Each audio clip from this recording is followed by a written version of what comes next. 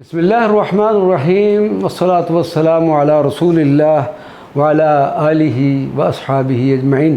معزز ناظرین و سامعین کرام، ہم نے جو ایک پروگرام مدینہ منورہ کے متبرک و تاریخی مقامات کا شروع کیا تھا، یہ آج اس کا آخری کلپ ہے۔ اس میں ہم مدینہ طیبہ طاہرہ کی چند متبرک وادیوں کا ذکر کرنے کے بعد آج اس پروگرام کا آخری یہ کلپ ہوگا۔ اللہ تبارک و تعالی ہماری سعی و کوشش کو قبول و منظور فرمائے۔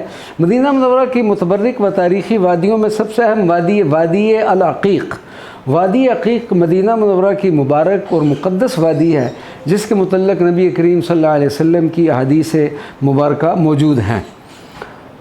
وادی عقیق بہت بڑی وادی ہے، بلکہ اس وادی میں بے شمار چھوٹی چھوٹی وادیاں بھی ہیں۔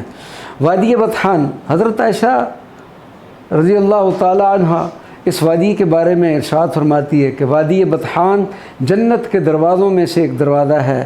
یہ وادی کافی دور تک پھیلی ہوئی ہے۔ وادی رانونا، اس وادی کو وادی رانونا بھی کہتے ہیں اور مدینہ منورہ میں یہ واقع ہے۔ اسی طرح وادی مزینیب، اس کو وادی مذنم بھی کہتے ہیں اور یہ وادی بھی مدینہ منورہ میں واقع ہے۔ اسی طرح ایک اور وادی محظوظ، حضرت عثمان غنی کے دور خلافت میں اس وادی میں اس قدر طغیانی آئی کہ مدینہ منورہ کے در و دیوار ہل گئے۔ وادی قنات، یہ وہ وادی ہے جس میں شاہ یمن طبہ نے نزول فرمایا تھا۔ ایک مرتبہ اس وادی میں بھی اس قدر شدید طغیانی آئی کہ مدینہ منورہ کا شمالی حصے میں کافی نقصان ہوا۔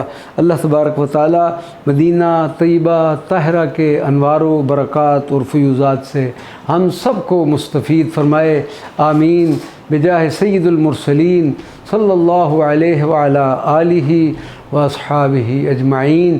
السلام علیکم ورحمۃ اللہ وبرکاتہ۔